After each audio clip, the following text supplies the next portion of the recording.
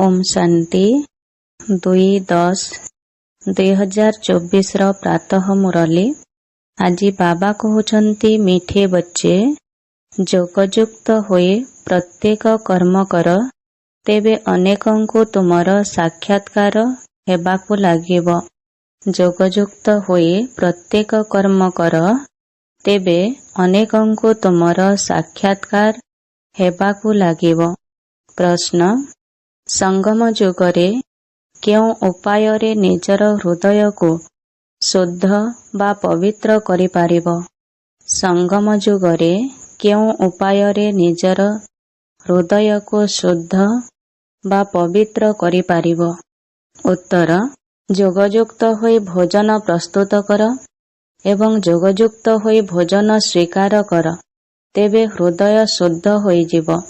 संगम जुगरे तुम ब्राह्मण आत्मा मानंक द्वारा प्रस्तुत होइथिबा पवित्र ब्रह्मा भोजन देवता मानंकु मध्य बहुत प्रिय अटे।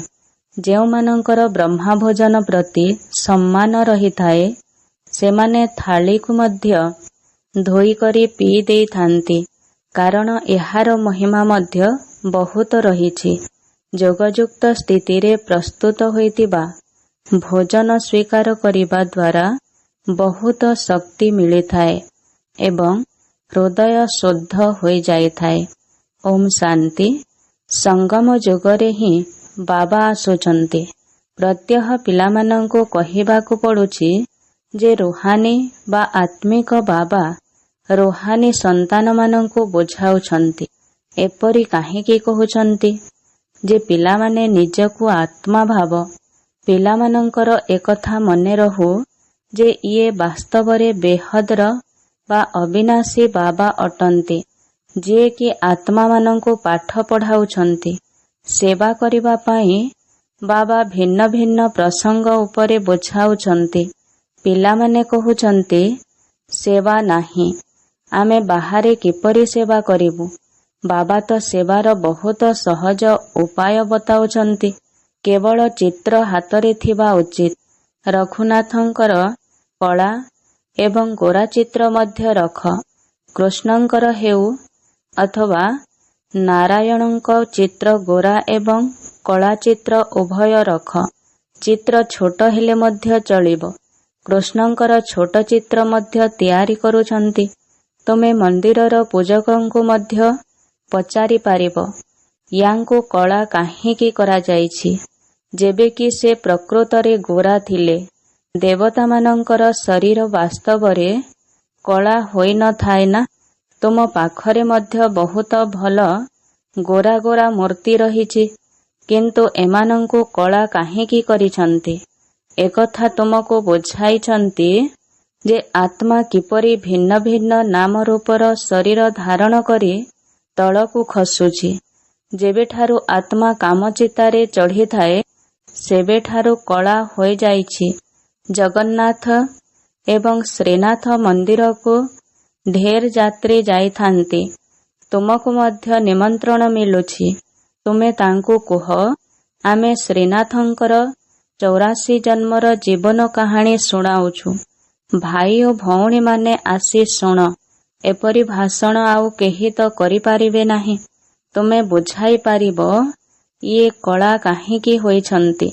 प्रत्येकंको पावनरु पतित निश्चय हेबाकु पड़िथाए। देवता माने जेबेठारु वाम मार्गरे बा बेकार मार्गरे गले, सेबेठारु तांकर चित्र कला होई जाइछि। कामचितारे बसिबा द्वारा लौह जुगी बा कली जुगी होई जाइछंती।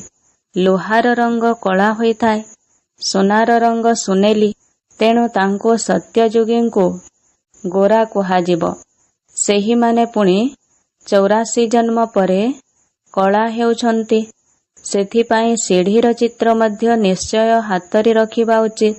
सीढ़ी चित्र भी बड़ होइथिले दूररु केही भल भावरे देखि पारिबे एवं तुमे मध्य बुझाई पारिब जे एबे भारतर एही भली गति होइछि। शास्त्ररे मध्य लेखा जाइछि भारतर उत्थान एवं पतन। तेणु पिलामानंकु सेवार बहुत शौक रहिबा उचित। ବୁଝାଇବାକୁ ହେବ ଯେ ଏହି ଦୁନିଆର ଚକ୍ର କିପରି ଘୁରୁଛି।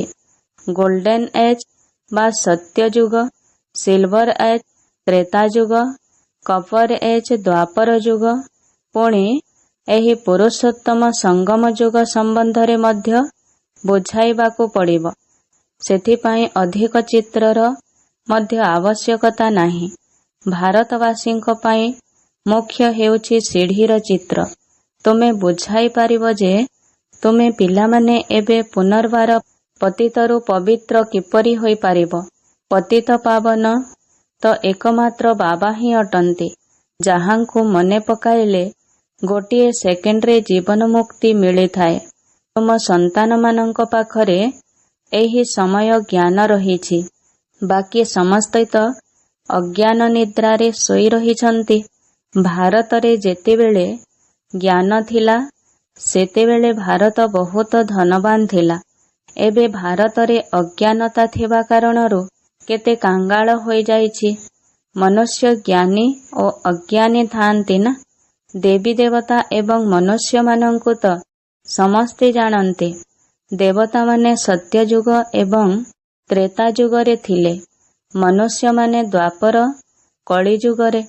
ଆମେ କିପରି ସେବା କରିବୁ, ପିଲାମାନଙ୍କ ବୁଦ୍ଧିରେ ଏକଥା ସଦା ସର୍ବଦା ରହିବା ଉଚିତ। ଏହା ମଧ୍ୟ ବାବା ବୁଝାଇ ଚାଲିଛନ୍ତି। ସିଢ଼ିର ଚିତ୍ର ବୁଝାଇବା ପାଇଁ ବହୁତ ଭଲ। ବାବା କହୁଛନ୍ତି, ଯଦିଓ ଗୃହସ୍ଥ ବ୍ୟବହାରରେ ରହୁଛୁ, ଶରୀର ନିର୍ବାହ ଅର୍ଥେ କର୍ମଧନ୍ଦା ତ କରିବାକୁ ହିଁ ହେବ। ଶାରୀରିକ ବିଦ୍ୟା ମଧ୍ୟ ପଢ଼ିବାକୁ ପଡ଼ିବ। କିନ୍ତୁ ବାକି ଯେଉଁ ସମୟ ମିଳୁଛି ସେହି ସମୟରେ ସେବା ନିମନ୍ତେ ଖିଆଲ କରିବା ଉଚିତ। ଆମେ ଅନ୍ୟମାନଙ୍କର କଲ୍ୟାଣ କିପରି କରିବୁ। ଏଠାରେ ବା ମଧୁବନରେ ତ ତୁମେ ଅନେକଙ୍କର କଲ୍ୟାଣ କରିପାରିବ ନାହିଁ।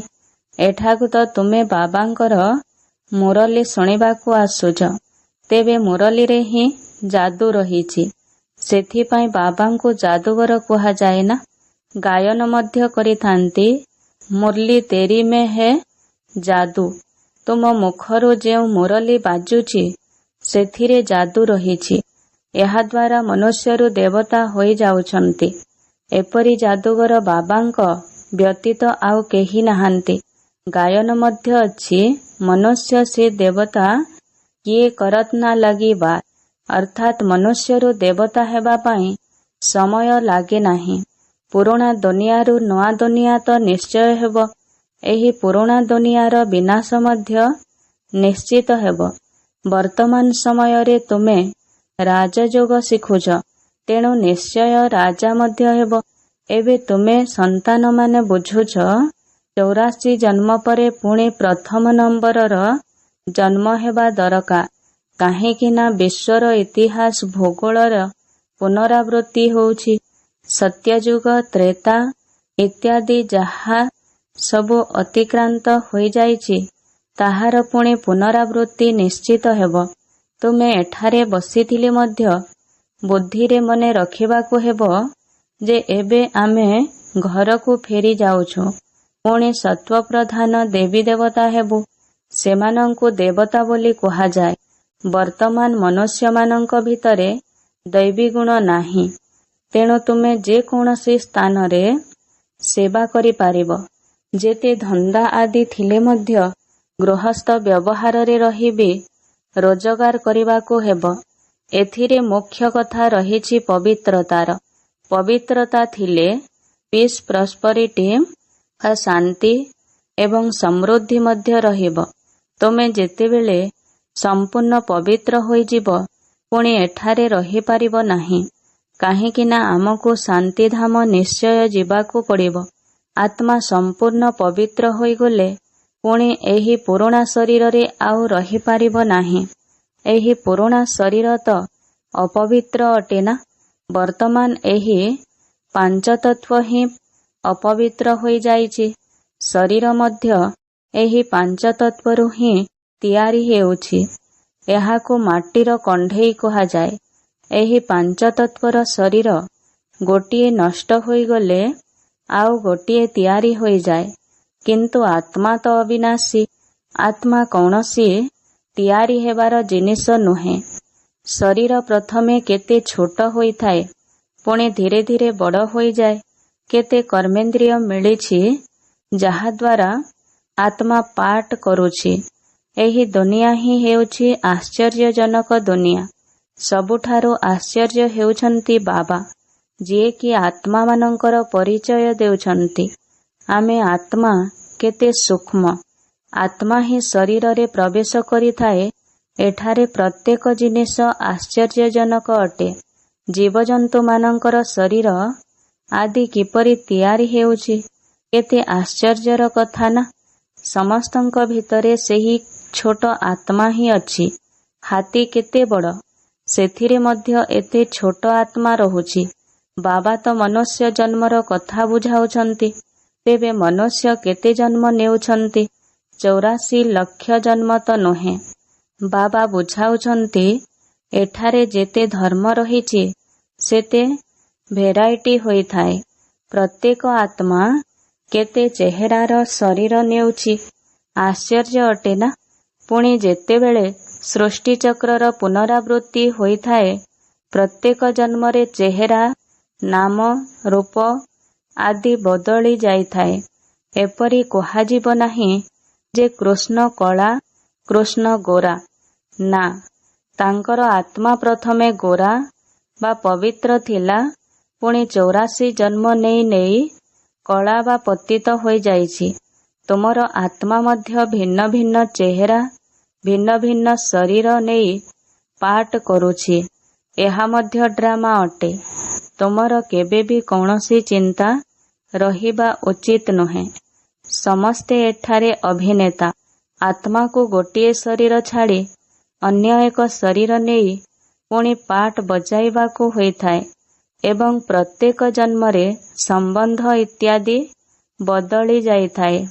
ତେଣୁ ବାବା ବୁଝାଉଛନ୍ତି, ଏହା ପୂର୍ବ ପ୍ରସ୍ତୁତ ଡ୍ରାମା ଅଟେ। ଆତ୍ମା ହିଁ 84 ଜନ୍ମ ନେଇ ନେଇ ତମୋପ୍ରଧାନ ହୋଇଯାଇଛି। ଏବେ ପୁଣି ଆତ୍ମାକୁ ସତ୍ତ୍ୱପ୍ରଧାନ ହେବାକୁ ପଡ଼ିବ। ଆତ୍ମାକୁ ପବିତ୍ର ତ ନିଶ୍ଚିତ ହେବାକୁ ପଡ଼ିବ। ପବିତ୍ର ସୃଷ୍ଟି ଥିଲା, ଏବେ ଅପବିତ୍ର ହୋଇଯାଇଛି, ପୁଣି ପବିତ୍ର ହେବ। ସତ୍ତ୍ୱପ୍ରଧାନ ତମୋପ୍ରଧାନ ଅକ୍ଷର ତ ରହିଛି ନା। ସୃଷ୍ଟି ସତ୍ତ୍ୱପ୍ରଧାନ ପୁଣି ସତ୍ତ୍ୱ, ରଜ, ତମ ହେଉଛି। ଏବେ ଯେଉଁମାନେ ତମୋପ୍ରଧାନ ହୋଇଯାଇଛନ୍ତି, ସେମାନେ ପୁଣି ସତ୍ତ୍ୱପ୍ରଧାନ କିପରି ହେବେ? ପତିତରୁ ପବିତ୍ର କିପରି ହେବେ? ବର୍ଷା ଜଳ ଦ୍ୱାରା ତ ପବିତ୍ର ହୋଇପାରିବେ ନାହିଁ। ବର୍ଷା ଜଳରେ ତ ମନୁଷ୍ୟମାନଙ୍କର ମୃତ୍ୟୁ ବି ହୋଇଯାଉଛି। ବନ୍ୟା ଆଦି ହେଲେ କେତେ ବୁଡ଼ି ଯାଉଛନ୍ତି। ଏବେ ବାବା ବୁଝାଉଛନ୍ତି, ସତ୍ୟଯୁଗରେ ଏତେ ସବୁ ଦେଶ ରହିବ ନାହିଁ। ପ୍ରାକୃତିକ ବିପର୍ଯ୍ୟୟ ମଧ୍ୟ ସାହାଯ୍ୟ କରିବ। କେତେ ଢେର ମନୁଷ୍ୟ, ଜୀବଜନ୍ତୁ ଇତ୍ୟାଦି ଭାସି ଯାଇଥାନ୍ତି। ଏପରି ନୁହେଁ କି ପାଣି ଦ୍ୱାରା ପବିତ୍ର ହେବେ। ପାଣିରେ ଭାସିଗଲେ ଶରୀର ଛାଡ଼ିଦେବେ, କିନ୍ତୁ ଶରୀର ତ ପତିତରୁ ପବିତ୍ର ହୁଏ ନାହିଁ। ଆତ୍ମାକୁ ହିଁ ପବିତ୍ର ହେବାକୁ ପଡ଼ିବ। ପତିତ ପାବନ ତ ଏକମାତ୍ର ବାବା ହିଁ ଅଟନ୍ତି। ଯଦିଓ ସେମାନେ ନିଜକୁ ଜଗତଗୁରୁ ବୋଲାଉଛନ୍ତି, କିନ୍ତୁ ଗୁରୁଙ୍କର ତ କାମ ହେଉଛି ସଦ୍ଗତି ଦେବା। ସଦ୍ଗତି ଦାତା ତ କେବଳ ବାବା ହିଁ ଅଟନ୍ତି। ତେଣୁ ସଦ୍ଗୁରୁ ବାବା ହିଁ ସମସ୍ତଙ୍କୁ ସଦ୍ଗତି ଦେଉଛନ୍ତି। ବାବା ତ ବହୁତ ବୁଝାଉଛନ୍ତି। ଇଏ ବା ବ୍ରହ୍ମା ବାବା ମଧ୍ୟ ଶୁଣୁଛନ୍ତି। ବ୍ରହ୍ମା ବାବା ମଧ୍ୟ ଶୁଣୁଛନ୍ତି ନା। ଗୁରୁମାନେ ମଧ୍ୟ ଶିଖାଇବା ନିମନ୍ତେ ପାଖରେ ଶିଷ୍ୟମାନଙ୍କୁ ବସାଇଥାନ୍ତି। ସେହିଭଳି ଇଏ ମଧ୍ୟ ବାବାଙ୍କ ପାଖରେ ବସୁଛନ୍ତି। ବାବା ଯେଉଁଭଳି ବୁଝାଉଛନ୍ତି, ତେବେ ଇଏ ମଧ୍ୟ ସେହିଭଳି ବୁଝାଉଥିବେ ନା। ସେଥିପାଇଁ ତ ଗୁରୁ ବ୍ରହ୍ମା ପ୍ରଥମେ କୁହାଯାଏ। ଶଙ୍କରଙ୍କ ନିମନ୍ତେ କହନ୍ତି ଯେ ଆଖି ଖୋଲିଲେ ଦୁନିଆକୁ ଭସ୍ମ କରି ଦେଇଥାନ୍ତି। ତେଣୁ ତାଙ୍କୁ ତ ଗୁରୁ କୁହାଯିବ ନାହିଁ। ପୁଣି ବି ବାବା କହୁଛନ୍ତି, ପିଲାମାନେ ମୋତେ ହିଁ ମନେ ପକାଅ। କେତେକ ସନ୍ତାନ କହିଥାନ୍ତି, ଆମେ ଏତେ କର୍ମ ଧନ୍ଦାର ଚିନ୍ତାରେ ରହୁଛୁ, ଆମେ ନିଜକୁ ଆତ୍ମା ଭାବି ବାବାଙ୍କୁ କିପରି ମନେ ପକାଇ ପାରିବୁ? ବାବା ବୁଝାଉଛନ୍ତି, ଭକ୍ତି ମାର୍ଗରେ ମଧ୍ୟ ତୁମେ ହେ ଈଶ୍ୱର, ହେ ଭଗବାନ କହି ମନେ ପକାଇଥାଅ ନା। ଯେବେ କୌଣସି ଦୁଃଖ ଆସିଥାଏ ମନେ ପକାଇଥାଅ। ମରିବା ସମୟରେ ମଧ୍ୟ କହିଥାନ୍ତି ରାମ ରାମ କୁହ। ବହୁତ ଏଭଳି ସଂସ୍ଥା ମଧ୍ୟ ରହିଛି ଯେଉଁମାନେ ରାମ ନାମର ଦାନ ଦିଅନ୍ତି। ଯେମିତି ତୁମେ ଜ୍ଞାନର ଦାନ ଦେଇଥାଅ, ସେମିତି ସେମାନେ ମଧ୍ୟ କହିଥାନ୍ତି ରାମ ରାମ କୁହ। ତୁମେ ମଧ୍ୟ କହୁଛ ଶିବ ବାବାଙ୍କୁ ମନେ ପକାଅ। ସେମାନେ ତ ଶିବଙ୍କୁ ଜାଣି ହିଁ ନାହାନ୍ତି, ଏମିତି ଖାଲି ରାମ ନାମ କହିଦେଉଛନ୍ତି। ତେବେ ଏକଥା କାହିଁକି କହୁଛନ୍ତି ଯେ ରାମ ରାମ କୁହ? ତୁମେ ମଧ୍ୟ କହୁଛ ଶିବ ବାବାଙ୍କୁ ମନେ ପକାଅ। ସେମାନେ ତ ଶିବଙ୍କୁ ଜାଣି ହିଁ ନାହାନ୍ତି, ଏମିତି ଖାଲି ରାମ ରାମ କହିଦେଉଛନ୍ତି। ତେବେ ଏକଥା କାହିଁକି କହୁଛନ୍ତି ଯେ ରାମ ରାମ କୁହ, ଯେବେକି ପରମାତ୍ମା ସମସ୍ତଙ୍କ ଭିତରେ ଅଛନ୍ତି? ଏବେ ବାବା ବସି ତୁମମାନଙ୍କୁ ବୁଝାଉଛନ୍ତି ରାମ ଅଥବା କୃଷ୍ଣଙ୍କୁ ପରମାତ୍ମା କୁହାଯିବ ନାହିଁ। କୃଷ୍ଣଙ୍କୁ ମଧ୍ୟ ଦେବତା କୁହାଯାଏ। ରାମଙ୍କ ପାଇଁ ମଧ୍ୟ ବାବା କହୁଛନ୍ତି ସେ ହେଉଛନ୍ତି ସେମି ବା ଅଧା ଦେବତା। କାରଣ ତ୍ରେତା ଯୁଗରେ ଦୁଇ କଳା କମ୍ ହୋଇଯାଇଥାଏ। ପ୍ରତ୍ୟେକ ଜିନିଷର କଳା ତ କମ୍ ହୋଇଥାଏ। କପଡ଼ା ମଧ୍ୟ ପ୍ରଥମେ ନୂଆ ପରେ ପୁଣି ପୁରୁଣା ହୋଇଥାଏ ନା। ତେଣୁ ବାବା ଏତେ କଥା ବୁଝାଇ ପୁଣି କହୁଛନ୍ତି, ମୋର ମଧୁର ଆତ୍ମିକ ସନ୍ତାନମାନେ ନିଜକୁ ଆତ୍ମା ମନେକର। ବାବାଙ୍କୁ ସ୍ମରଣ କରି କରି ସୁଖ ପାଅ। ଏହା ହେଉଛି ଦୁଃଖଧାମ। ତେଣୁ ବାବା ଏବଂ ବାବାଙ୍କର ସମ୍ପତ୍ତିକୁ ମନେ ପକାଅ। ବାବାଙ୍କୁ ସ୍ମରଣ କରି କରି ତୁମେ ଅସରନ୍ତି ସୁଖ ପ୍ରାପ୍ତ କରିବ ଏବଂ କଳହ କ୍ଲେଶ ରୋଗ ଆଦି ଯାହା କିଛି ବି ଅଛି ସବୁ ଦୂର ହୋଇଯିବ। ତୁମେ 21 ଜନ୍ମ ପାଇଁ ନିରୋଗୀ ହୋଇଯିବ। ଶରୀରର କଳହ କ୍ଲେଶ ସବୁ ଦୂର ହୋଇଯିବ। ଜୀବନ ମୁକ୍ତି ପଦ ପାଇବ। କେବଳ ଗାୟନ କରୁଛନ୍ତି କିନ୍ତୁ କିଛି ଧାରଣ କରୁନାହାନ୍ତି। ତୁମକୁ ବାବା ବାସ୍ତବ କଥା ବୁଝାଉଛନ୍ତି। ବାବାଙ୍କୁ ସ୍ମରଣ କର, ତେବେ ତୁମର ସମସ୍ତ ମନୋକାମନା ପୂର୍ଣ୍ଣ ହୋଇଯିବ। ତୁମେ ସୁଖୀ ହୋଇଯିବ। ଦଣ୍ଡ ଭୋଗ କରି ଶୁଖିଲା ରୁଟି ଖଣ୍ଡେ ଖାଇବା ଅର୍ଥାତ୍ ଛୋଟ ପଦଟିଏ ପାଇବା ତ ଭଲ କଥା ନୁହେଁ ନା। ସମସ୍ତଙ୍କୁ ତାଜା ରୁଟି ପସନ୍ଦ ଆସିଥାଏ। ଆଜିକାଲି ତ ତେଲ ଦ୍ୱାରା ଭୋଜନ ପ୍ରସ୍ତୁତ ହେଉଛି। ସେଠାରେ ତ ଘିଅର ନଦୀ ବୋହିବ। ତେଣୁ ପିଲାମାନେ ବାବାଙ୍କୁ ସ୍ମରଣ କରିବା ଉଚିତ। ବାବା ଏପରି ମଧ୍ୟ କହୁନାହାନ୍ତି ଏଠାରେ ବସି ବାବାଙ୍କୁ ସ୍ମରଣ କର। ନା, ଚାଲି ବୁଲି ଭ୍ରମଣ କରିବା ସମୟରେ ମଧ୍ୟ ଶିବ ବାବାଙ୍କୁ ମନେ ପକାଇବାକୁ ହେବ। ଚାକିରି ଆଦି ମଧ୍ୟ କରିବାକୁ ହେବ, କିନ୍ତୁ ବାବାଙ୍କ ସ୍ମୃତି ବୁଦ୍ଧିରେ ରହିବା ଉଚିତ। ଲୌକିକ ପିତାର ସନ୍ତାନ ଚାକିରି ଆଦି କଲେ ମଧ୍ୟ ଲୌକିକ ପିତା ମନେ ତ ରହିଥାନ୍ତି ନା। କେହି ପଚାରିଲେ ତୁରନ୍ତ କହିଦେବେ ଆମେ ଅମୁକର ସନ୍ତାନ। ବୁଦ୍ଧିରେ ବାପାର ସମ୍ପତ୍ତି ମଧ୍ୟ ମନେ ରହିଥାଏ। ତୁମେ ମଧ୍ୟ ବାବାଙ୍କ ସନ୍ତାନ ହୋଇଛ, ତେଣୁ ତାଙ୍କର ସମ୍ପତ୍ତିକୁ ମଧ୍ୟ ମନେ ରଖିବା ଉଚିତ। କେବଳ ବାବାଙ୍କୁ ମନେ ପକାଇବାକୁ ହେବ, ଆଉ କାହା ସହିତ ସମ୍ବନ୍ଧ ରଖିବା ଅନୁଚିତ। ଆତ୍ମାରେ ହିଁ ସମସ୍ତ ପାଠ ନିର୍ଦ୍ଧାର୍ଯ୍ୟ ହୋଇ ରହିଛି। ଯାହା ପ୍ରକଟ ହେଉଛି ଏହି ବ୍ରାହ୍ମଣ କୁଳରେ ତୁମର ଯେଉଁ କଳ୍ପକଳ୍ପର ପାଠ ଚାଲିଛି ତାହା ହିଁ ଇମର୍ଜ ହେଉଛି। ବାବା ବୁଝାଉଛନ୍ତି ଶିବ ବାବାଙ୍କୁ ମନେ ପକାଇ ପକାଇ ଖାଦ୍ୟ ପ୍ରସ୍ତୁତ କର, ମିଠା ପ୍ରସ୍ତୁତ କର। ଶିବ ବାବାଙ୍କୁ ମନେ ପକାଇ ପକାଇ ମିଠା ପ୍ରସ୍ତୁତ କଲେ ମିଠା ଖାଇବା ବ୍ୟକ୍ତିର ମଧ୍ୟ କଲ୍ୟାଣ ହେବ। କେଉଁଠି କେଉଁଠି ସାକ୍ଷାତକାର ମଧ୍ୟ ହୋଇପାରେ। ବ୍ରହ୍ମାଙ୍କର ମଧ୍ୟ ସାକ୍ଷାତକାର ହୋଇପାରିବ। ପେଟରେ ଶୁଦ୍ଧ ଅନ୍ନ ପଡ଼ିଲେ ବ୍ରହ୍ମାଙ୍କର, କୃଷ୍ଣଙ୍କର, ଶିବଙ୍କର ମଧ୍ୟ ସାକ୍ଷାତକାର କରିପାରିବେ। ବ୍ରହ୍ମା ଏଠାରେ ଅଛନ୍ତି। ବ୍ରହ୍ମା କୁମାର କୁମାରୀଙ୍କର ତ ନାମ ରହିଛି ନା। ଅନେକଙ୍କୁ ସାକ୍ଷାତକାର ହେବ। କାହିଁକି ନା ତୁମେ ବାବାଙ୍କୁ ମନେ ପକାଉଛ ନା। ବାବା ବହୁତ ଉପାୟ ମଧ୍ୟ ବତାଉଛନ୍ତି। ସେମାନେ ମୁଖ ଦ୍ୱାରା ରାମ ରାମ କହୁଛନ୍ତି। ତୁମକୁ ମୁଖ ଦ୍ୱାରା କିଛି କହିବାର ଆବଶ୍ୟକତା ନାହିଁ। ଯେପରି ଶିଖ ମାନେ ଭାବୁଛନ୍ତି ଗୁରୁ ନାନକଙ୍କୁ ଭୋଗ ଲଗାଉଛୁ, ତୁମେ ମଧ୍ୟ ଭାବୁଛ ଆମେ ଶିବ ବାବାଙ୍କୁ ଭୋଗ ଲଗାଇବା ପାଇଁ ଭୋଜନ ପ୍ରସ୍ତୁତ କରୁଛୁ। ଶିବ ବାବାଙ୍କୁ ମନେ ପକାଇ ପକାଇ ଭୋଜନ ପ୍ରସ୍ତୁତ କରିଲେ ବହୁତଙ୍କର କଲ୍ୟାଣ ହୋଇପାରିବ। ସେହି ଭୋଜନରେ ଶକ୍ତି ଆସିଥାଏ। ସେଥିପାଇଁ ବାବା ଭୋଜନ ପ୍ରସ୍ତୁତକର୍ତ୍ତାମାନଙ୍କୁ ମଧ୍ୟ କହୁଛନ୍ତି, ଶିବ ବାବାଙ୍କୁ ମନେ ପକାଇ ଭୋଜନ ତିଆରି କରୁଛ।